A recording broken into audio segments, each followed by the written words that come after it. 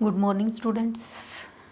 आज हम सांवले सपनों की याद पाठ नंबर 3 पर बात करेंगे।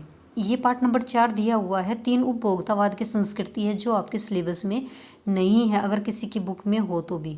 वो सीबीएसई ने 2 साल पहले ही कटवा दिया था। तो आज हम सांवले सपनों की याद पाठ पर बात करेंगे। यह जाबिर हुसैन ने लिखा संस्मरण है और यह सांवले सपनों की याद सालिम अली जो एक पक्षी प्रेमी थे उनकी मृत्यु के बाद लिखा गया संस्मरण है। सालिम अली, हम उसे सालिम अली के नाम से जानते हैं, लेकिन उसका पूरा नाम सालिमुद्दीन अब्दुल अली है और उनका जन्म 12 नवंबर 1896 को मुंबई में हुआ था और मृत्यु 20 जून 1987 में मुंबई में ही हुई थी। अच्छा, उन्हें एक सम्मान भी मिला था, पद्म विभूषण।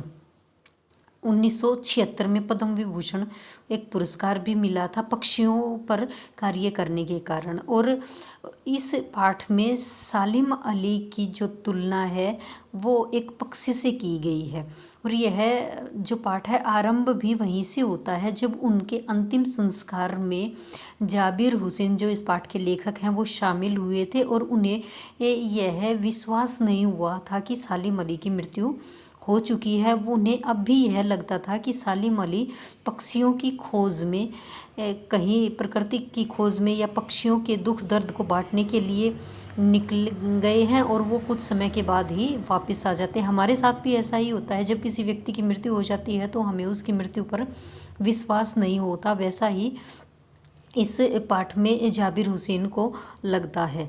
अब इसमें यहाँ पे दिखाया गया है कि जब किसी व्यक्ति की मृत्यु हो जाती है तो मृत्यु के बाद अपनी शरीर की गर्मी से या दिल की धड़कन से भी कोई व्यक्ति उसे दोबारा से जिंदा नहीं कर सकता। और सालिम अली है वो प्रकृति को हमेशा प्रकृति की नज़र से देखते थे और प्रकृति में रहने वाले व्यक्ति और वो ये चाहते भी थे कि जो दूसरे आदमी हैं वो भी प्रकृति को प्रकृति की नज़र से नहीं, आदमी की नज़र से ही देखें। और जब हम किसी भी चीज़ को आदमी की नज़र से देखेंगे तो हम उस चीज़ को अंदर तक महसूस करेंगे और उसकी समस्या को दूर करने का समाधान करेंगे। इस पाठ में श्री कृष्ण के बारे में भी बताया गया है कि वृंदावन में सदियों पहले श्री कृष्ण ने बांसुरी बजाई थी, लेकिन आज भी उसकी बांसुरी की धुन का एहसास हमें होता है। आज भी लोग वहाँ वृंदावन में जाते हैं तो श्री कृष्ण की बांसुरी की आवाज़ को और उसको महसूस करते हैं। जिस वृंदावन की गलियों में जो बच्चे हैं घूमते हुए निकलते हैं तो कहीं ना कहीं वो श्री कृष्ण के रूप में ही वहाँ मौजूद होते दिखाई देते हैं। इसके बाद इस पाठ में दिखाया गया है कि सालिम अली एक कमज़ोर शरीर वाले थे और उनको एक कैंसर की बीमारी हो गई थी और कैंसर की बीमारी होने के बाद भी उसकी आँखों की रोशनी थी वो बिल्कुल वैसी की वैसी ही थी और वो हमेशा दूरबीन साथ लेकर चलते थे पक्षियों की खोज में। और वो जो दूरबीन है वो उनकी मृत्यु के बाद ही उनकी शरीर से अलग की गई थी। वो हमेशा दूरबीन से ही पक्षियों को और प्रकृति को निहारते रहे थे। उन्हें बर्ड वाचर भी कहा जाता है। बर्ड वाचर वो होता है जो पक्षियों के दुख दर्द को समझता है और उनकी समस्या को दूर करने का प्रयास किया है, तो इसलिए उन्हें बर्ड वाचर भी कहा गया है। फिर इसके बाद उनकी पत्नी का नाम था तहमीना जो हमेशा उसके साथ ही पढ़ी थी और उन साथ पढ़ने के कारण ही उसके जीवन में सबसे महत्वपूर्ण भूमिका तहमीना ने ही निभाई थी। फिर हम यहाँ पर देखेंगे उन्होंने जो सबसे महत्वपूर्ण कार्य किया था वो था केरल की साइलेंट वैली।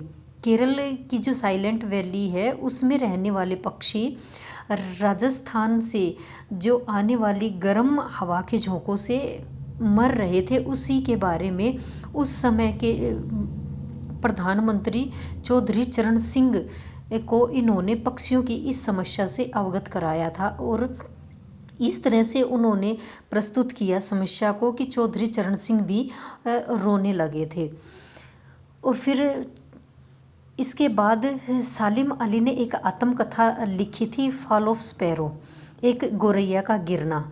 और फॉल ऑफ स्पैरो जब लिखी तो इसके साथ ही उन्हें D.H. लॉरेंस, ये भी विश्व प्रसिद्ध पक्षी वैज्ञानिक थे, इन के बारे में ही सालिम अली ने बताया है कि इनकी पत्नी का नाम फ्रीडा था, और जब D.H. लॉरेंस की मृत्यु हो गई थी उसके बाद उस जो पत्रकार है उन्होंने इनकी पत्नी से D.H. लॉरेंस के बारे में पूछा, तो इन्होंने बताया कि मैं उनके बारे में ज़्यादा कुछ नहीं जानती, उनके बारे में तो हमारी छत पर बैठने वाली गौरैया होती है चिड़िया ही जानती है, क्योंकि वो जो कुछ भी लिखते थे, कविताएं भी लिखते थे D.H. लॉरेंस, तो वो उस कविता को ही, उन कविताओं को उस गौरैया को ही सुनाते थे, और सारे दुख दर्द भी उसी के साथ बांटते थे। जिस तरह से D.H. लॉरेंस के जीवन में गौरैया की महत्वपूर्ण भूमिका है, उसी तरह से सालिम अली के जीवन में भी एक गौरैया की महत्वपूर्ण घटना से प्रेरित होकर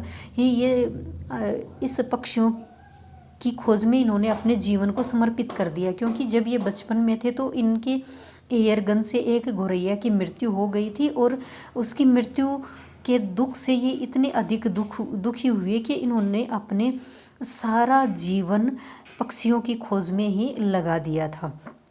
इस तरह से हम इसमें देखते हैं कि किस तरह से सालिम अली ने अनेक प्रयास किए, और लास्ट में इसकी मृत्यु के बारे में लिखा गया है। तो मृत्यु पर भी ये लेखक को यहाँ पे यह विश्वास नहीं है हो रहा है कि इस संसार में जो पक्षियों के, जो इस संसार रूपी सागर में वो एक टापू की तरह उभरे हैं, मतलब इतना सारा बड़ा संसार है और इसमें पक्षियों पर काम करने वाले कुछ ही व्यक्ति हैं, और ऐसे व्यक्ति जो पक्षियों पर काम कर रहे हैं उन्होंने रेगिस्तान के झोंकों से साइलेंट वैली को तो सुरक्षित कर दिया, लेकिन हिमालय पर्वत में जो बर्फ़ गिरती है उस बर्फ़ से उन पक्षियों को सुरक्षित करने वाला कोई भी नहीं है। इस तरह से जो पक्षियों के ऊपर काम करने का कार्य है वह अभी भी पूरा नहीं हुआ है, और जाबिर हुसैन को लगता है कि जब तक वो लौट कर नहीं आएंगे तब तक उन्हें यह नहीं माना जाएगा कि उनकी मृत्यु हो चुकी है। हम यही मानेंगे और कि फिर से सालिम अली ज़िंदा होंगे। यहाँ कहने का अर्थ ये है कि सालिम अली ने जिस तरह से पक्षियों पर काम किया है, D.H. लॉरेंस ने जिस तरह से पक्षियों पर काम किया है, उसी तरह से कोई आगे आने वाले समय में कोई ऐसा व्यक्ति होगा जो पक्षियों पर काम करेगा और पक्षियों की समस्या को सुधारेगा। ये थी इस लेसन में आई मुख्य बातें। आप लोग इस लेसन को पढ़ेंगे और कोई भी समस्या इसमें आती है तो वो मेरे से आप पूछेंगे। कल हम इसके अभ्यास के क्वेश्चनों पर बात करेंगे।